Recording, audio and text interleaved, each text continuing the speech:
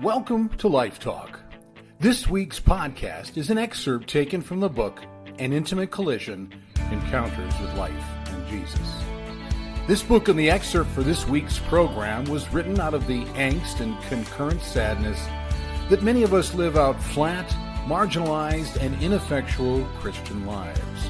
We fall far short of intimately connecting and deeply interjecting the truths of Scripture into the everyday realities of our lives as we live them out in the demands and complexities of the 21st century. We therefore miss a sweeping infusion of what God intends for our lives. We are left the poorer, and that need not be the case.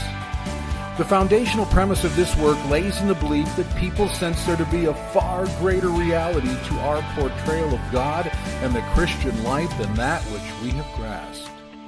It appears evident that God's intentions for us are far more expansive and profoundly more majestic than what we've embraced and subsequently live out in our lives.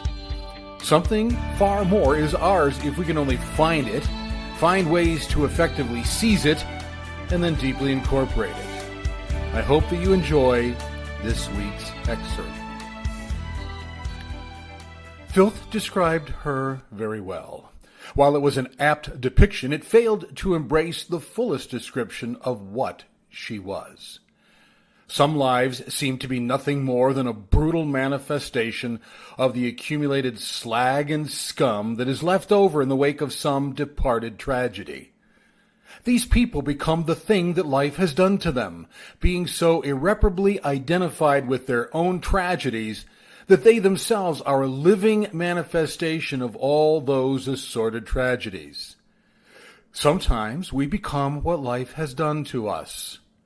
Hers was a life that was already an abysmal collection of untold catastrophes that resulted in filth nearly indescribable.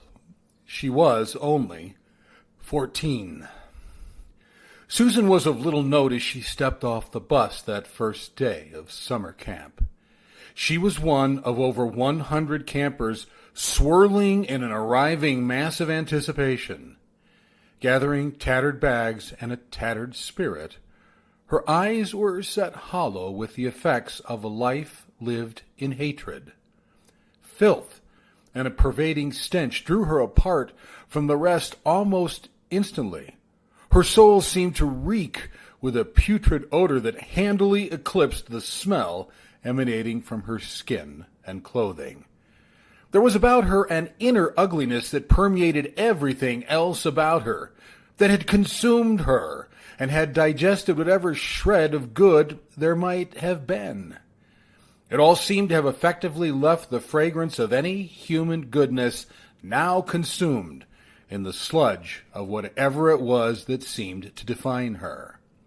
Her defense mechanism was so refined that she immediately repelled all who drew near, thrusting others so far away that she guaranteed her own isolation. Her own woundedness was so utterly complete that the poison of the pain she felt spewed in venomous rages at anyone who drew near. Her self-hatred was effectively projected outward onto anyone who dared draw near physically or emotionally. She seemed as something less than human, something abominable, something terribly horrifying within which any shred of humanity was consumed and utterly lost.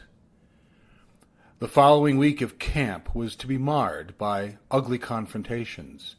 She devolved into assorted rages that were wild, brutish, entirely unprovoked, and profuse. She refused to shower. Ferocious outbursts were filled with anger distilled into lethal poison that devastated other hearts, young and old. Physical assaults and violent rages had an insane wildness and a touch of insanity about them. There emerged at times something animalistic about her, something very primal that raged unrestrained by either reason or rationale.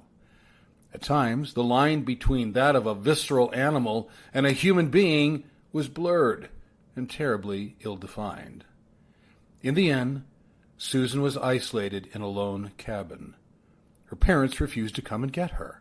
Her pastor was unwilling and unable to deal with her rages, as her life did not fit neatly into some clean theological rubric that he could manage. The camp staff gathered to pray for her, but found their prayers as ineffective. Some sort of spiritual possession was questioned, and rightly so. She was a monster, a raging, pathetic monster that we waited to relieve ourselves of at the close of camp. Such was our judgment of her. Judging is, I think, a manifestation of our fears. We judge so that we might have some sense of control and some feeling of superiority. If we judge that which is before us, we assume that we will not become whatever it is that we are rendering judgment upon. We set ourselves apart as distinct from that thing or that person, with that distinction somehow convincing us that we are different. Judging places us above that which we judge, meaning that we will not succumb to it from our supposedly elevated position. We judge because we fear, and because we fear, we are not prone to look deeply into the person that we're judging. For if we look deeply, we might see ourselves. We might be forced to surrender to the reality that that which we are rendering judgment upon is as much a part of that person as it is a part of us.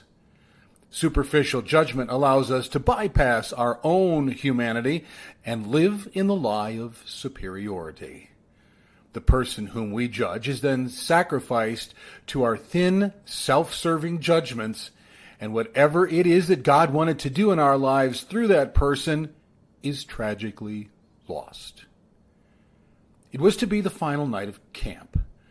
The next morning, a mass of buses and cars would invade the gravel parking lot, snatching up sunburnt campers filled with the wild tales of a week's adventures.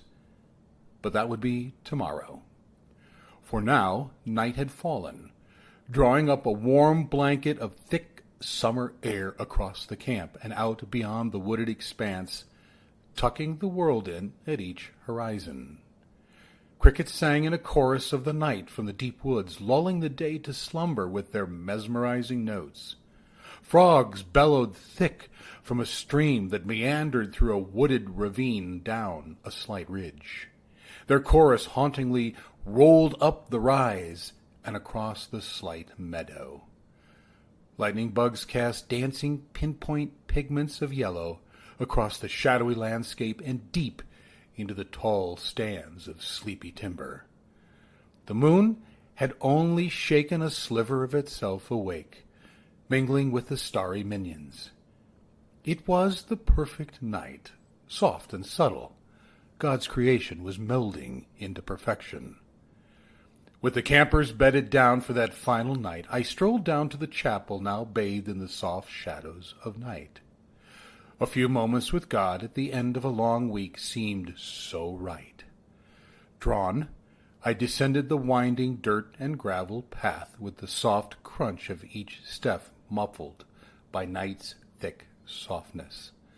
Slight shadows cut from the thin pastel light of a sleepy moon seemed to whisper something about reverence and what it is to be alone with God. Another person had thought the same.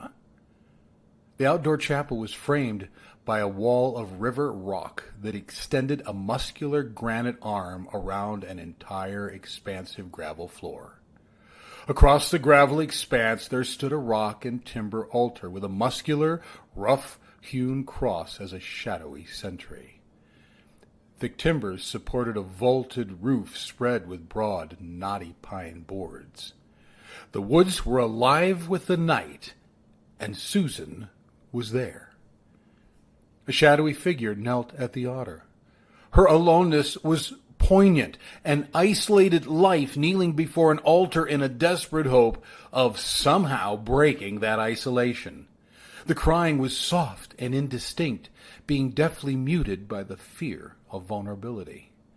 The moment was a manifestation of a broken heart and deeply wounded spirit which had somehow collided with God enough to strike a spark of hope. She was kneeling there, her fingers embedded in the rock altar, hoping that this hope would not fail her, as had everything else. We had all seen her as ugly, despicable, the slimy scum of humanity that teetered on the savagery of a wild animal. We wanted nothing more than to see the sun break on the final day of camp and watch her leave both the camp and our lives. We could not wait to be rid of her, to relegate this vermin back to the hole from which she had crawled. To say we hated Sudan was likely excessive. To say we despised her was likely true. And yet, here she was, broken. The wounded humanity she so vehemently lashed out from was pouring out across that rock and timber altar. Her core was exposed, and for the first time I saw a slight glimpse of her humanity.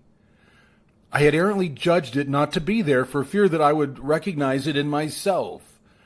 Now I saw her brokenness, and in it I recognized my own.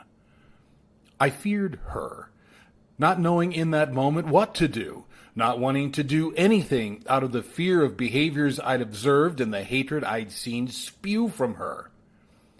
But I find myself walking toward her anyway.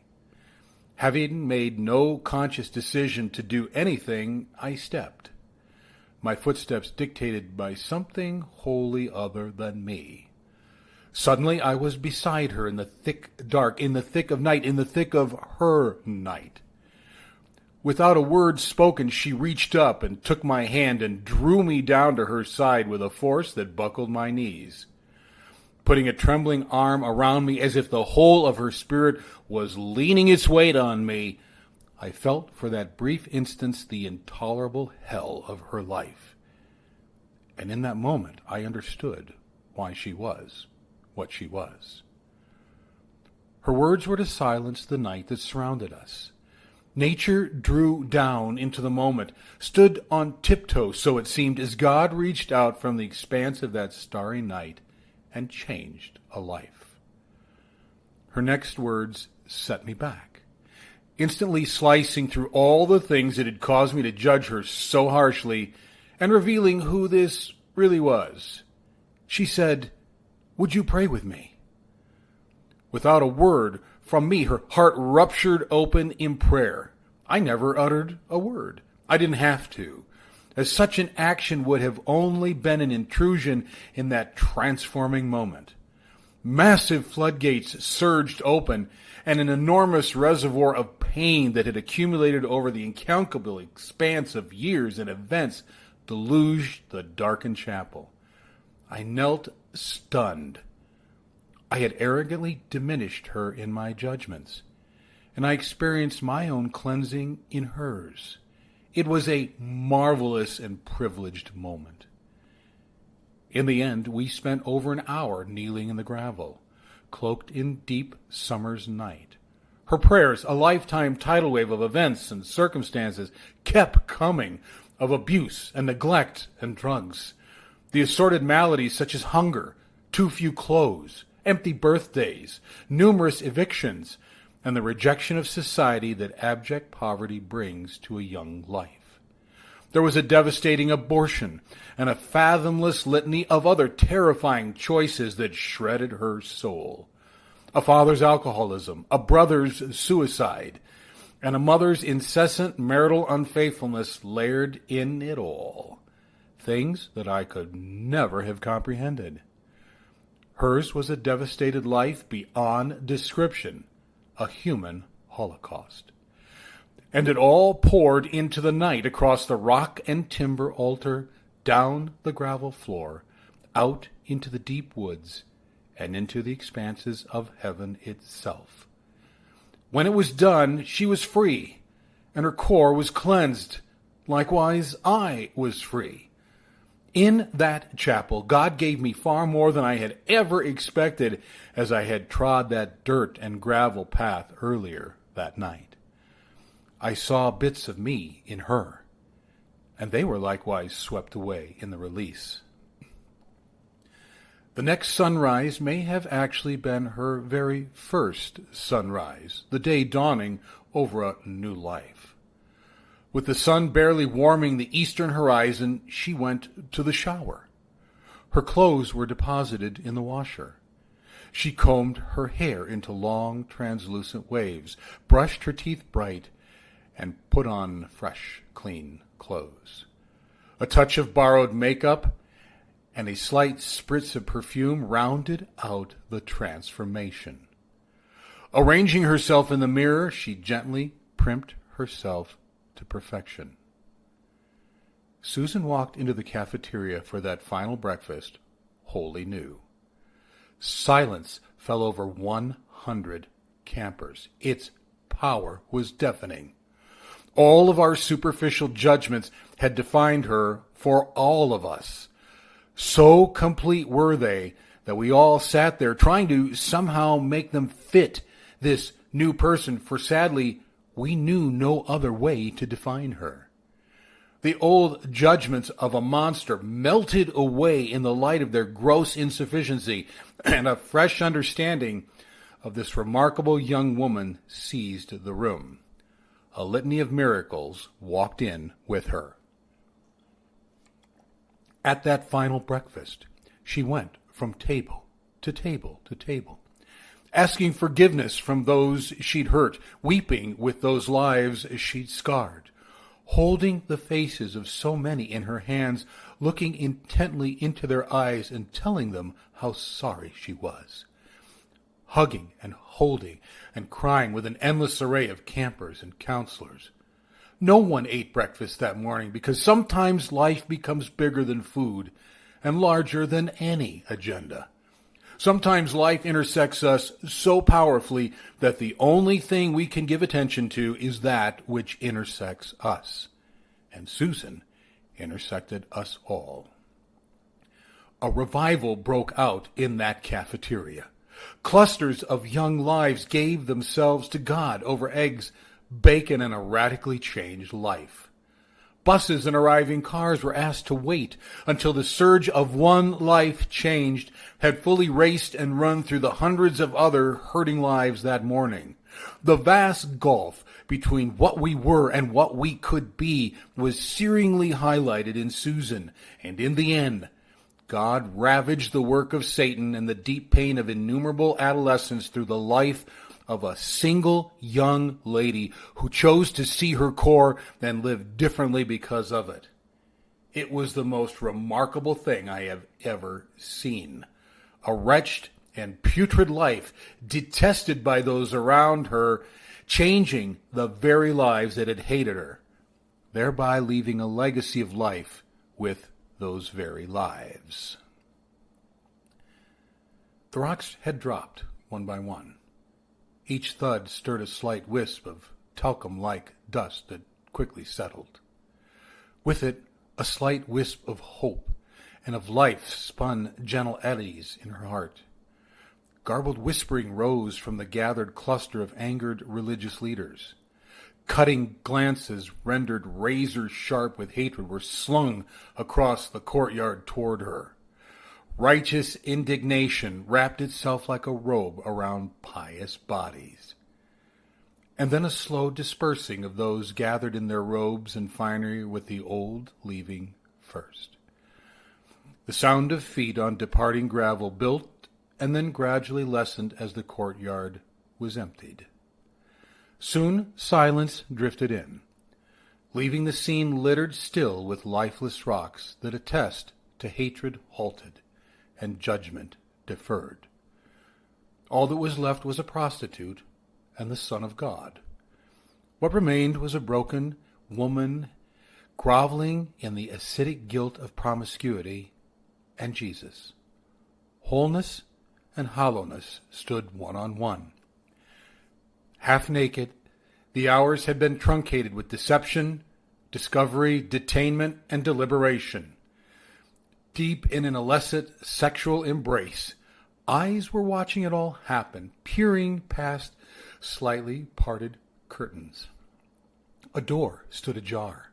Shooing away curious passerbyers, they collected visual evidence as to the unfolding offense under the guise of a righteous action, while hiding the feeding of their own sensate passion by vicariously engaging in the heat of passion themselves. The trap was sprung. She was seized. A few loose garments were thrown around her naked body. Heckles of debauchery were hurled at her, and she was dragged away. Her partner somehow vanished as his purpose was fulfilled. The religious leaders had now departed. Jesus slowly stood, his eyes contemplative and soft, shifted from the marks scrawled in the dirt and were drawn across the empty courtyard. It is painful that people condemn in others that which they cannot accept in themselves, that somehow the act of condemning it in others supposedly frees them for the very same thing in themselves. They had in some way proven themselves invincible to whatever they were confronting because they had identified it and confronted it in another. In doing so, they somehow viewed themselves as insulated from that same thing. In the oddity of facing our own filth, judging is most often not a necessary action, but an action initiated out of the fear that those judging might themselves engage in such horrific actions. Judging is too often a self-centered act designed to free the one judging from the belief that they will ever be consumed or controlled by that which they are judging.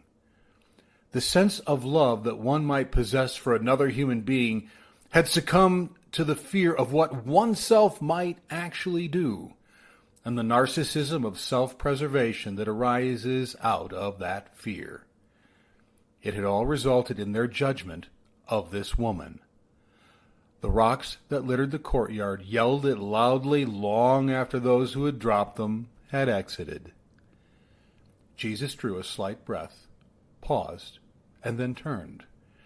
Before him now knelt a scathingly hollow human being. Few turn to the profession of prostitution unless there is a wounding emptiness. There are few people in life who are so relentlessly hollow and hold such an unyielding self-hatred as those who ply her trade. She had likely arrived at this moment in time hollow and empty, in desperate need of a touch, of some slight affirmation. Receiving even a morsel of someone's heart and life might have been just enough to pull her up and out of the life that she lived.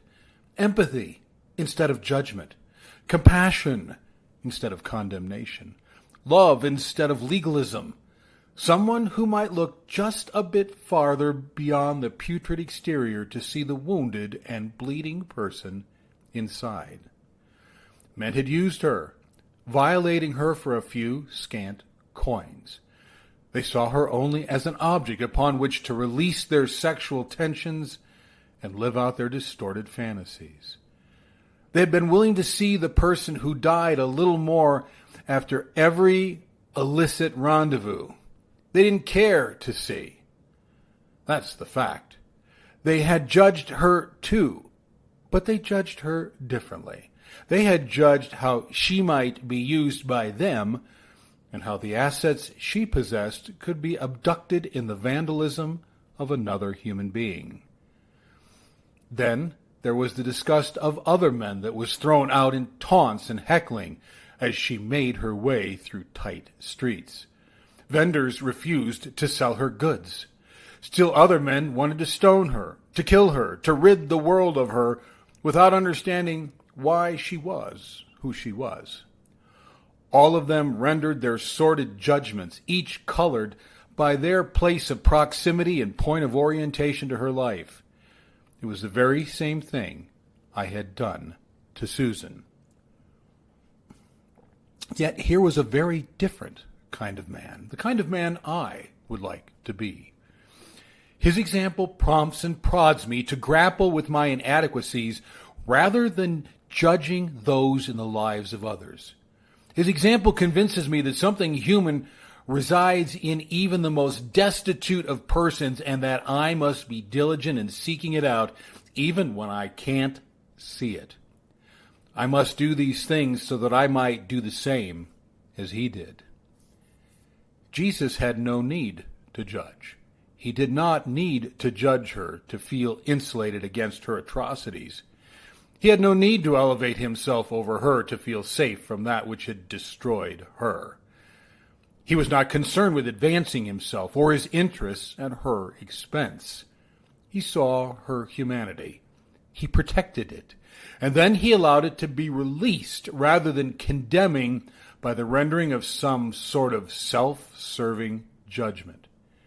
He stood in the breach and turned the condemnation away. "Woman, where are they? Has no one condemned you?" he said to her. A life of condemnation was suddenly still and hauntingly absent. She was entirely free of the condemnation that had satiated her life and shackled her heart.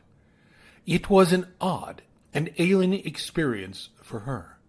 She was no longer suppressed by the judgment of others that were designed to elevate them. She was not sacrificed out of the need of someone else to feel superior. She was not used so that someone else was satisfied in the using. She was free to be different and to do different. Often God intervenes in ways that are outside our realm of experience. Often the very thing we need, we cannot conceptualize. But it is these very things Jesus brings to us. And in the perfect freedom of the moment that Jesus brings, we find ourselves frozen. She was frozen and unable to look up. Her silence makes it clear. This man had turned away the wrath that had followed her all her life. The stones of judgment lay still in the dust. Their voices had been muted, and she had no idea what to do in a relationship where she would not be judged. Caught in the void, she attempted to somehow acclimate to what had happened. She floundered in the freedom because freedom is the place where judgment is absent. She was free to be who it is she truly was, without the proclaimed judgments of others forcing her to remain who she was. She stammered, with the words forming in the midst of mental groping, and said, "No one, sir." It was just the two of them, face to face with this man, alone, in the courtyard of her life. "Then neither do I condemn you. Go now and leave your life of sin." It is not about judgment or punishment. There was no recitation of sins, no lengthy expose on the spiritual and psychological implications of sexual sin. There was no need. All that stuff was clear. It was known. Her choices were not the point of discourse, for they were only the manifestation of pain, not the pain itself. The lacerated core of this woman that had been heartlessly bludgeoned by so many others is what defined her. Not the outward appearances, as they are only a product of those wounds. Not the manifestation of behaviors that are a part of all of that as well. Not her acts of sexual promiscuity, but the terrified and bloodied inner self that intentionally repulses all others at all costs, so that wounded self will not incur further damage. It's about refusing to judge, as judgment only sentences others to that which we're judging them for. Rather, we need to take a wholly different tack and attempt to see past the behavior of the person behind the behavior, so that we can release them from the wounds that so bind them. Likewise, I have stood in many of my life's own courtyards. There in those places, inherent in me, is the fundamental knowledge regarding my own nature and the manifest actions of that nature. I often pretend that not to be the case, rummaging forward through the accumulated filth of my life, pretending not to know the reason for its accumulation, playing dumb, feigning ignorance, judging others ruthlessly so that I think myself superior and being insulated from being what they are, thereby escaping accountability and the possibility of their fate. but I know full well. But those that condemn me have departed. The rightful punishment that I deserve is suspended. Judgment, as I perceive it, has been placated and postponed. All that should be happening to me is not, and in the absence of judgment is freedom.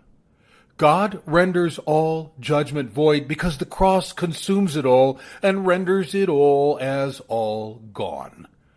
The distractions, demands, and declarations of the world as it rails against my sin is rendered silent.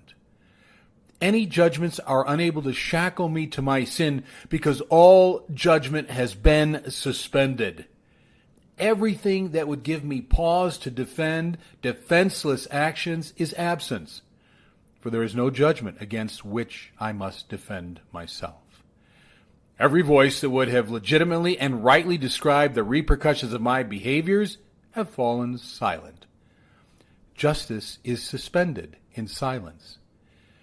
And it is only God, my sin, and God and the freedom to be different. What was her choice after Jesus turned and left? She stood there aghast and in paralysis. The sunrise would likewise dawn on an entirely new day for her. In the months and years ahead, she would wash Jesus' feet with her tears. She would attend to him, push through the crowds that hailed him and then condemned him, follow him through the pressing mobs and winding streets of Jerusalem to Golgotha. She would endure the eternity that seemed those 3.5 hours on the cross. She would watch him die, wait through that Saturday with angst indescribable, and be the first in all time to see him risen. Her life would be radically new in ways incomprehensible to her, being wrenched out of the bed of prostitution and propelled to partnership with the Messiah. All because someone refused to bind her with his judgments and instead sought her freedom. The bus had rumbled up the long gravel road of the camp, dust and diesel leaving a path attesting to its journey. The dust and diesel was now dissipating and thinning in a slight summer breeze. Clusters of birds raised a cacophony of song in the dense foliage of the surrounding woods. Golden sunshine rained from a generous sky of blue. Hundreds of sunburnt campers with suitcases, duffel bags, and rich memories gathered in clusters around a myriad of cars, buses, and vans that inundated the parking lot.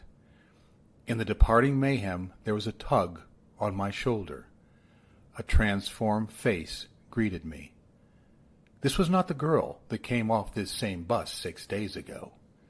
Instantly, I was in the grip of a hug dripping with the love of a grateful heart.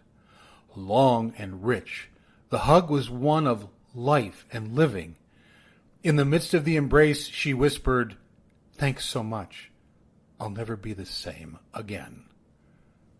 Her bus rolled down that driveway, leaving a trail of dust and diesel as it had when it had arrived. On board was a miracle. God had gotten to the core of her courtyard and suspended judgment. There she seized the second chance, and it changed her forever. We judge based on externals. It's easy that way.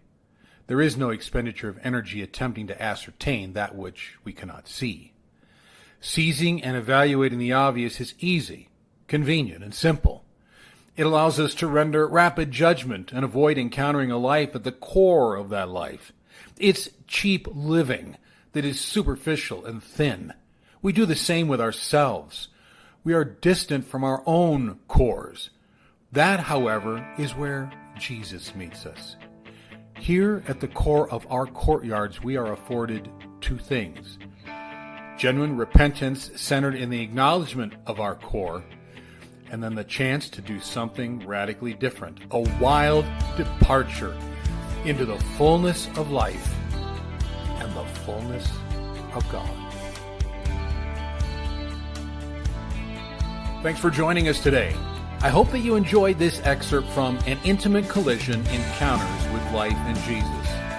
Likewise, I hope that it spoke something of significance into some deep place in your life. You can discover all of my books on Amazon, Barnes & Noble, or wherever books are sold.